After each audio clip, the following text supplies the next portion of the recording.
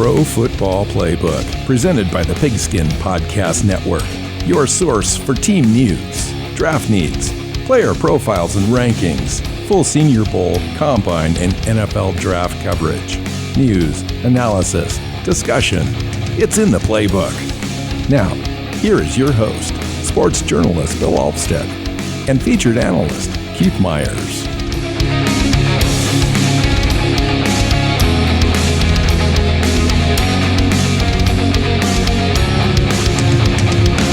Hey, NFL fans, welcome back into the Pro Football Playbook. I'm your host, Bill Alvstad, sitting down with Keith Myers. This is the NFL draft portion of the weekly show, and today we're going to get you caught up on our top 10 lists, or roughly speaking, lists as we look at the wide receiver group and the tight end group. We're combining those today so we can kind of catch up on our schedule for the year. Keith, welcome in, man. Yeah, and it's a good group of wide receivers. I know it seems like we say that every year. The NCAA is currently producing wide receivers at a rate faster than a lot of other positions. Yeah, it's a factory. It's a factory. I mean, it is. And so it's one of those things where you start to wonder, at what point does the position start to get devalued simply because there's so many good ones coming in every year. What we need to be doing, Keith, is we need to be feeding these children steroids at a younger age so that by the time that they get to this level, these wide receivers are interior and offensive tackles. They're defensive tackles. So we can improve that, and so we can improve those groups. So the 6'4" guys. I'm just kidding, by the way, moms and dads that are athletic. We need to fatten up and turn them into instead of 210. We want them to be 310 so they can play tackle. Yeah, and instead of running a 4.4, they can go ahead and run a 5.0. I mean, that would be great. Or I'll take 4.8. Yeah, hey, why not? All right, so here we are. We're doing one of these shows we do every week is a draft focus show, and up through about the end of January or so, we're going to be looking at position groups as we get closer to All-Star games, bowl games, and Senior Bowl, all that kind of stuff, and transition into the Combine. And we should have a live Combine this year, which would be amazing. Like, I really missed that last year, and look forward to having that again. That's just kind of a fun event. So let's start, Keith. Where do you want to start? Wide receivers or tight ends? Well, let's start with tight ends because it's a shorter group. And I think that, wide receiver is like pretty deep. Tight end doesn't feel as deep this year. So, Yeah, well, the top guy, I think the top guy on everyone's list is Jalen Weidermeyer, and for good cause. He's just kind of a do-it-all, all tools tight end. I think there's a clear separation between him at the top and then everyone else, although there are a couple other tight ends that are really pretty decent and give you a good all-around skill set. But at 5'6", 260, a junior out of Texas A&M, he's just the most complete tight end in the draft, in my opinion. He is. He's big. He's got that strength to be the inline blocker, but he's also got the athleticism and the body control to make a difference in the passing game. I think that he's one of those guys that you bring in and he just ends up starting and having a long career. He may not be special. You may not confuse him with a young Jimmy Graham when he was or Kylie Pitts even from last year. Pitts is a once in a generation athlete. Absolutely right. And there's nobody like that in this draft. Yeah, and that's fine. I mean, but you're still looking. There's been a number of guys that have been great that aren't super crazy athletic. In terms of that. I mean, they're still they're athletic because they're really good athletes for the NFL. But I just mean like Pitts. Like Pitts he's a unicorn. So let's not not compare everyone to him. How often do you get a tight end in the top 5 of the draft? But Weidermeyer he's a very good, very solid tight end who does everything. And that's one of those things that you kind of look for because you don't have to take him off the field in short yardage. He's just as valuable on third down as a slot receiver. So he's a very valuable piece. One thing that I have noticed though is that looking at the the consensus big board over on NFL Mock Draft Database, his ranking as far as where he's been on the consensus big board has dropped from 17 back in August down into like 43 now. And I think by the time the end of the combine comes and everyone sees what he runs in the 40, that thing he comes back up into the first round. I think he's got first round talent on him, and he's back into the 20s or first 5 picks in round 2. I think that's where he's at. Mm-hmm. He's a 3-level threat. Runs great routes. The cool thing about him is his frame. He's like really got a really nice frame, but his length as well. His overall wingspan is just tremendous, and so he's going to catch everything that's thrown his way. I do believe that the key to his final draft position, though, is that 40 time. I think he's going to be athletic. He's going to show that. He's going to have the broad jump, the agility drills, be able to high point the ball, all that kind of stuff. And his vertical, I think it'll show up. The key is going to be that 40. If he can get that 40 into the 4.6 range at that size, he's just going to be a complete diamond. And if I see him dropping. If he's in the 4.6 range, he'll probably be at the back end of the first round. I was thinking that he was going to come more in the 4.7 range and therefore be there in the second round. It's possible. When you watch him on film, Keith, he does have some breakaway speed, especially against linebackers and bigger safeties. Mm-hmm. So we'll see.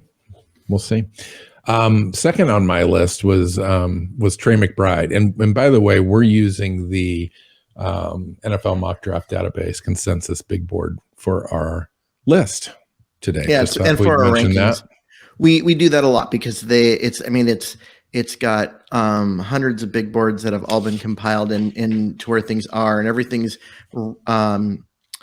weighted, so the more current ones are valued more, and that kind of stuff, and it's just such a great tool and resource for putting all those things together. And we have a strategic partnership with them where we are going to be on their website at some point here in the next few weeks as their public facing show and YouTube channel. So we're excited about that partnership as well. So you'll be hearing a lot more about that as time goes on. And the truth is, though, that we would probably be using it even if we weren't having a partnership because it's such a good tool. It is a good tool. It's not like we didn't use it with our other show back before we'd ever met the people involved. So, but back to Trey Mcbride. I mean, guys coming in as from Colorado State. And I wonder if is this a situation where you've just got a good player playing at a tiny school, or is there going to be level of play concerns that come back? Because he was thought of, around the 140th pick, or you know what I mean, like in terms of the draft board early on in the year, and then has risen fairly steadily. You can't argue with production, Keith. Yeah. I mean, 84 catches so far, not counting any bowl type stuff, for 1,008 yards out of the tight end position, 6'4", 260 pounds, creating mismatches all over the field. He's got great speed, height, weight, the whole thing. He's really got, everything it takes to be a great tight end. You're right. We need to see the competition. He is a senior, so he's going to get a chance to have the invite to the Senior Bowl. We'll get him over there and see what he's made up against some really decent linebackers and safeties over there.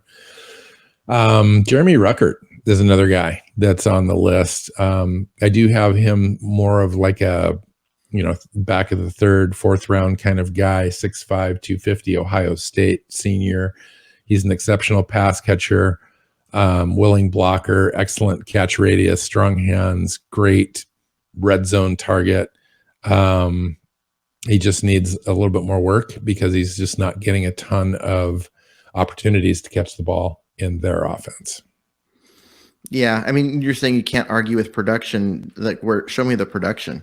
But at the same time, he's got the measurables. The 6'5", 250 looks good on tape. You can block, does those things. So, that's a pretty prolific offense, and he's not producing much. But he's also their wide receivers are getting all the touches. And we'll talk about that in a minute. He's one out of how many different targets in that offense. So yeah, production might just be hard because there are so many different weapons on that team. So, I mean, with him, like I just look and I do worry that the lack of production, does that translate? Because what do we expect at him? Do you expect him to have better stats as a pro than he did against college competition? So you're going to take a look, after you're going to take a look at all the film, you can see what he does well, his measurables. You're going to take a look at his athletic profile. You're going to have him at the combine. You're going to hopefully see him at a bowl game environment and see how he matches up against everyone else, how he looks in person. And he's at Ohio State, and that's going to count for something. And he's got, he's got a nice resume there. He's got coaches that are going to be able to vouch for him, all that kind of stuff. So I would imagine a guy like that is probably, fluctuates a little bit between the third and the fourth round. But, he's going to come in and be able to help you right away on the inline part. What do you got left? Well, the other player that I found kind of interesting looking at is Cade Otten out of Washington. He's a junior. He will probably come out, but there's a possibility he could go back. But at 6'5", 250, he's got the same size profile as Ruckert. And I think that, again, he's a guy that Washington does a great job of teaching their tight ends how to block. And you see that with the guys that have come out the last 2 or 3 years. That's very true. And even the guys that aren't physically built like you'd expect them to be, like the inline blocker, they're technically sound. And so a guy like Cade Otten, who I think has, he's got good size, going to show reasonably decent athleticism. You think about, this is a guy that can come in and contribute right away as an inline blocker. And it's more valuable than I think most fans realize and think. So he's a guy that I've got an eye on, and we'll kind of see where his numbers come in, because I do wonder about his athleticism. And then the other one would be Cole Turner out of Nevada, 6'6", 240. He's a little on the small side, but looks very smooth running routes. He looks more like a wide receiver, even though he's 6'6". A guy that I could see turning some heads and getting an opportunity. Yeah. A guy like Josh Wiley is having a great year in Cincinnati. That offense is really booming.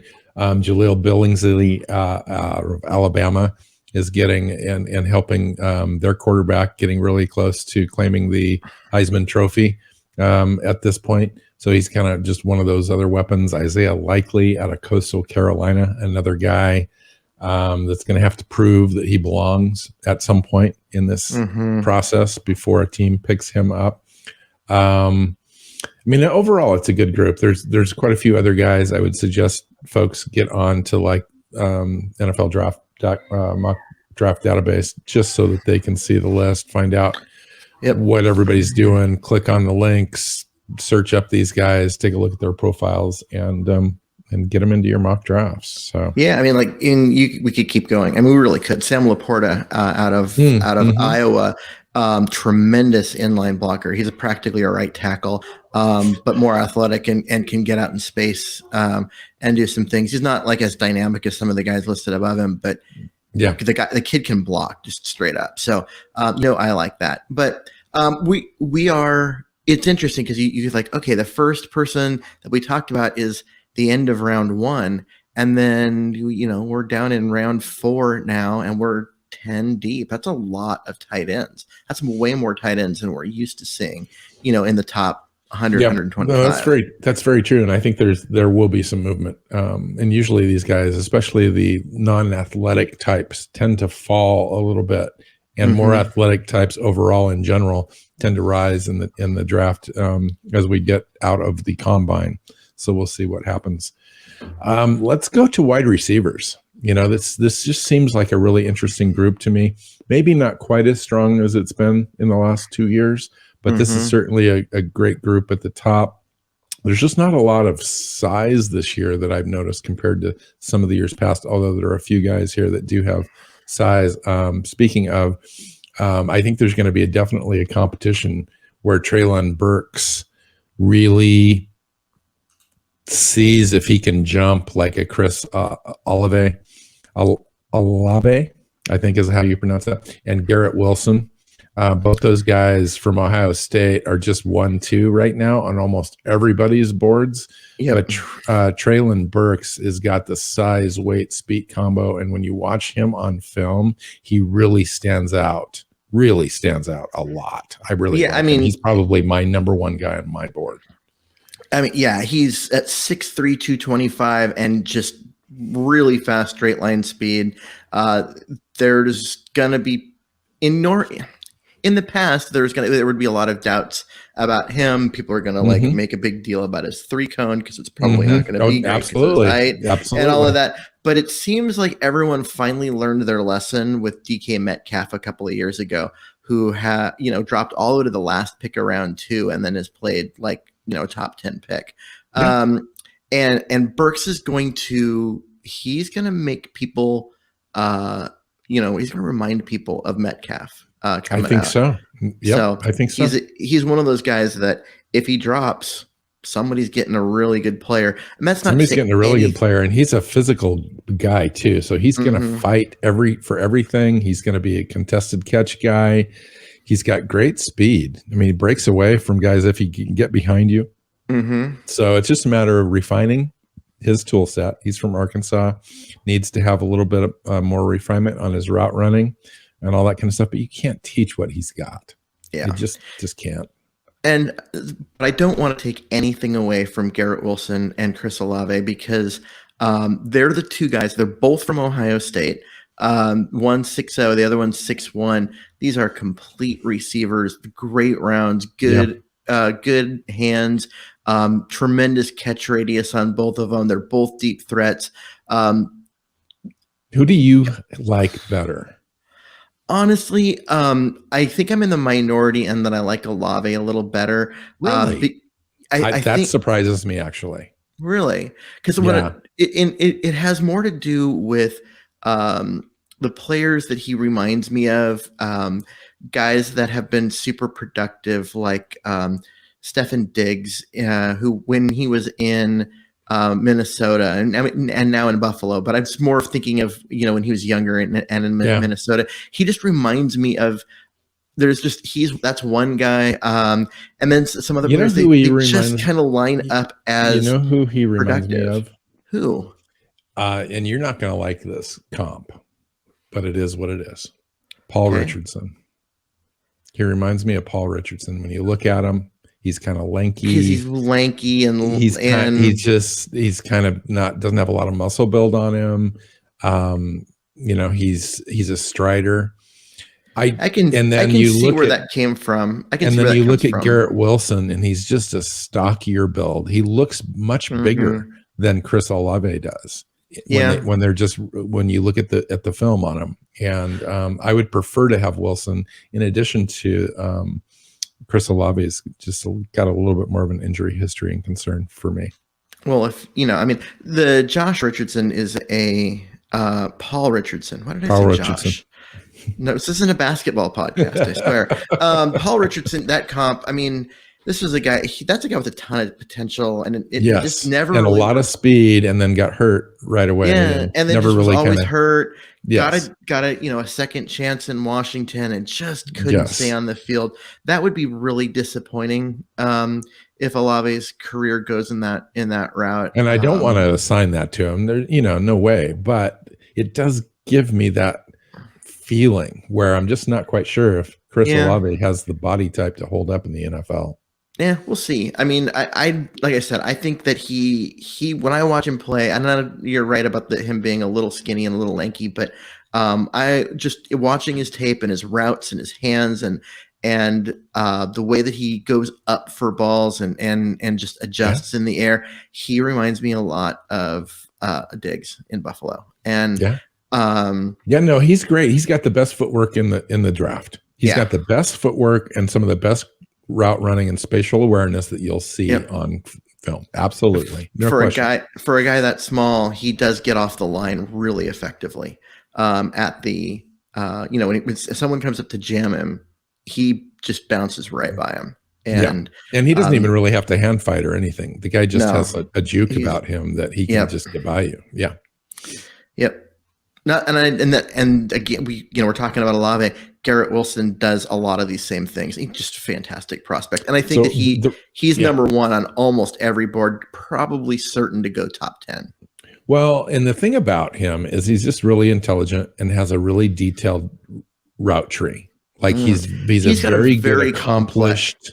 Yeah, he's got a very complex route tree. A lot of receivers come out of college with 2 or 3 routes they do really well, and so you've got a route tree of maybe 5 routes total, 2 of which they'll win on a regular basis. Garrett Wilson's route tree is probably 11 or 12 deep, and he's got 5 or 6 that he wins. And he's the best route runner in the draft. There's just no question to me. And then based on his size, you think, well, he's just kind of a middling guy, but he really does do well because I think he's super athletic. He's one of the most athletic receivers as well, so he's going to have a great vertical.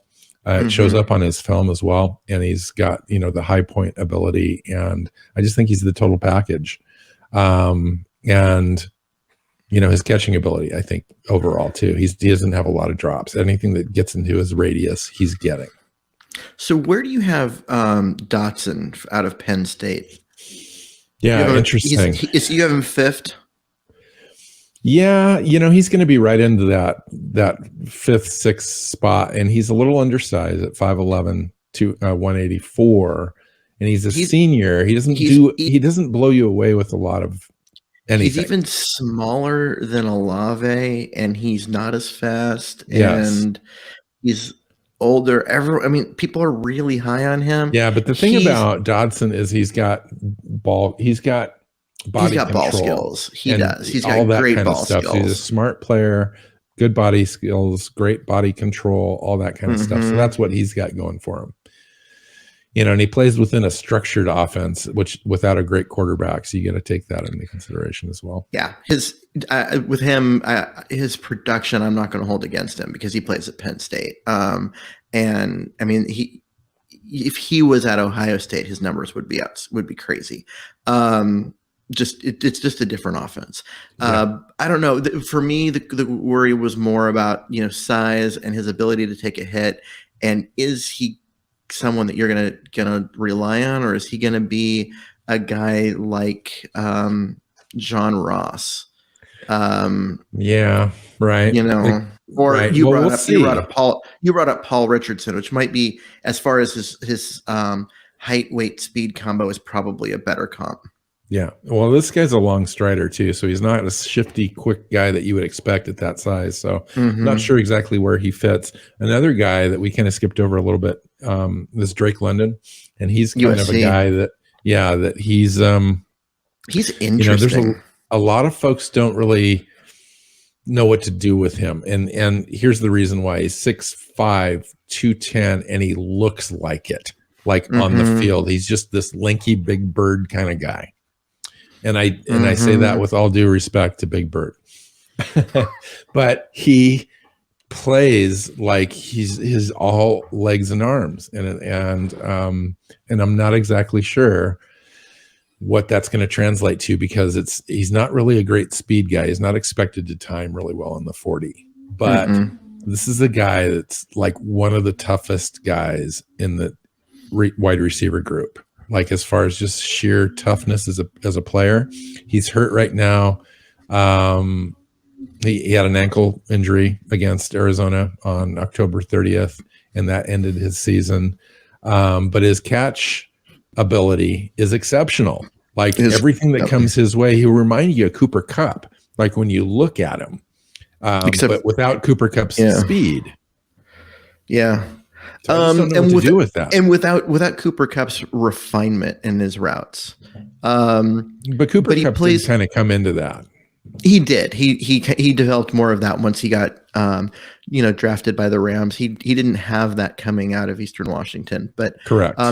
Drake London, you see 6'5", 220 USC receiver, and you think, oh, well, it's going to be like Mike Williams. Oh, maybe no one else thinks that, but I'm old enough that I think, oh, it's going to be like Mike Williams. And then you go watch his tape, and he doesn't have that. He's not that big bodied guy that plays power forward with defenders and Yes. keeps them away from the ball. He doesn't do that. He is more of a guy that tries to get open, more like a classic wide receiver, and can out jump anyone. Doesn't necessarily catch the ball through contact as well as you'd like, but he's also 6'5". He's such a mismatch down in the red zone, those fades and things. He makes you defend that outside part, which opens up, the inside leverage if he wants to run a slant. He becomes an instant red zone nightmare for so many. And his wingspan is just crazy. I mean, he's a spider, is what he is. But it's as good as he's going to be as a red zone threat. I question how great is he going to be out in midfield, because he doesn't have the speed to be a deep threat. And he doesn't really have that I'm going to catch the ball while getting clobbered coming over the middle that you'd expect from he's not going to be a big slot. He's not going to be your X. He's not going to be outside. He's not big enough to be a tight end or switch to it. So he's going to have to just figure it out. Yep. Well, he's either going to have to add go to weight. A creative coach. If he ends up in New Orleans with Sean McVay, think of what Sean McVay made Jimmy Graham look like, one of the greatest tight ends of all time. I think his key is strength. So he's got to add weight in the right proportion to add some bulk, some upper body strength. It looks like he's got plenty of leg strength. It's just his upper body is just really lanky right now, and he just needs to kind of come into that a little bit. A couple other guys I like are Jamison Williams, Alabama, kind of a speedster, balance, playmaker guy. David Bell, 6'2", 205, nice size, thick build, nice route running, balance. John Michie, out of Alabama, 6'0", 195, looks great on tape. Just not a lot of it. Yeah. But he's really kind of coming on this year. So he's going to be in people's lists, top 10 lists. Yeah. What else? I think we shouldn't skip over a guy like George Pickens out of Georgia or Justin Ross out of Clemson. Both are juniors. They're younger. Pickens is 6'3", Ross is 6'4". They're both 205. These are in that same mold as Drake London, just or Burks out of Arkansas, but not quite with that kind of speed, but really tall mismatch guys that just make life hard on teams because they're so long and so tall and they've got a good catch radius and they've got decent hands. These are just things that you can't teach. You can't teach height. And I know there's been kind of this trend the last couple of years. You see a lot of these smaller receivers that are starting to get drafted higher and teams are working them in. But in the end, if teams are adjusting and getting smaller corners, so this 6'3", 6'4" guys, they just have the ability to come on and you can't cover them with a 5'10" guy. They're not tall enough. Yeah. Interesting. Yeah. There's a few other guys. I mean, the list is long. I mean, you could go 20 deep in this draft and still probably have, fourth round potential here. Yeah. But here's another guy to keep. We're 10 guys in and we're not even out of the top 50. Yeah. Well, I would say that the one other guy you need to really pay attention to is, especially as the combine comes around, is Zay Flowers out of Boston College. The guy is purported to run a 4.3 40 and could get into the 4.28 range. And so he would be one of the fastest guys in this combine. One of the fastest guys on the field in most games, but yes, right. 5'10", 177. I know he's a gadget guy, right? But you've got to return kicks. You've got a punt returner out there in him. If you create space for him in those wide zone offenses, he could be something special. Who was the last guy that was that size that really stuck and was great? There've been a lot of guys that have come in and you've seen them for a year or two and then they kind of just fade. And that would be my concern. And it's just a size thing. Usually they don't last as a receiver, but they're just they turn into a punt return specialist or a kick return specialist, like Devin Hester. Exactly, that's what I was thinking. Hester's like the best punt and kick returner of all time. Sure, but he also wasn't 177. True. I can't think of another 177. That would be unusual. God, who was there was a guy that the Rams took in the top 10. He was nothing more than a gadget player, and he's bounced around, and has never really done anything. Yes. Not Hill, but yeah. Anyway. Yeah. And that's kind of where I'm leaning. I mean, very interesting player, but I do have concerns because he's just I just like fun. We talk about all the height, weight, speed guys all the time, and then you see these little gadget guys that are just amazing athletes. I mean, you really think about it. 4.3. I mean, that's just blazing. And if you can get that guy in open space and he can create some dynamo for you, when you need it, the guy like that might be worth a roster spot. I don't know. We'll see. We missed someone. Oh yeah, we did. Out of Purdue, David Bell. I mentioned David Bell. Oh, okay. So it was just me. I did. I said, and there's a couple other guys. David Bell, 6'2", 205, nice size, thick build. He's a nice route runner. He's kind of a complete, everyday kind of second or third wide receiver on most rosters. Yeah, which is not a bad thing. You're going to pick those guys up in the second to fourth round, and there's quite a few of them in this draft. Well, and if you've already got Nuke Hopkins or DK Metcalf or Julio Jones, or we could just keep talking. There's so many good receivers in the NFL right now. If you've already got one of the great receivers in the NFL right now, he's a great compliment. He's a guy that you can put on the other side. He may not demand the double team on every play, but he can definitely take advantage of the fact that you're rolling the safety away from him, and that's going to be dangerous. So, teams don't have enough guys like that. But again, we're 10. We were 10 people deep in the top 50, and we're going to be 20 people deep in the top 100. It's just a really deep draft of wide receivers. There is a lot of names that we haven't. If you don't need a wide receiver, that's good news for you as well, because other players are going to be available and drop. So yeah. Well, you might see guys like Wan'Dale Robinson out of Kentucky that in a normal year, which I guess this is almost becoming the new normal, but in what my brain says would be a normal year would probably be, a early or a late round 2, early round 3 pick, and he may be down in round 4 because teams are like, we can wait. There's so many good ones. We only need one. We can wait another round. Let's go draft a linebacker. And then you get a player like that who the kid can just straight up play, and you can get him around later than you normally would, because why not? There's just so many of them. Awesome. All right, let's wrap this thing up. So, hey, I just want to let everyone know too, I'm going to be out for a couple of weeks. Keith's taking over. Going to have a few guest hosts in the next few weeks. And we're going to have Dana O'Gorman's coming in from Archer Football.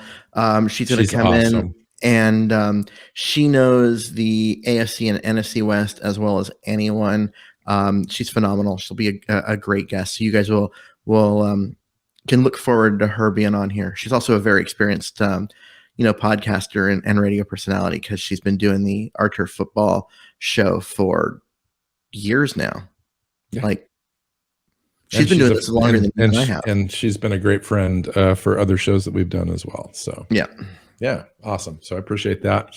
So, all right, we're going to get out of here. Let's find Keith on Twitter at Myers NFL. I'm at Alvstad NFL. The show's at PF_playbook, and Pro Football Playbook.co is the website. You can find us on your favorite podcast platform and YouTube, and subscribe.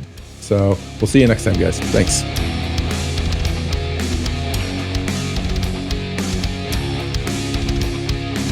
Thanks for listening to the Pro Football Playbook Podcast. Follow Keith at Myers NFL. Bill is at Alvstad NFL. The show is at PF_playbook. Listen and subscribe on your favorite podcast app or YouTube and at our website, profootballplaybook.co.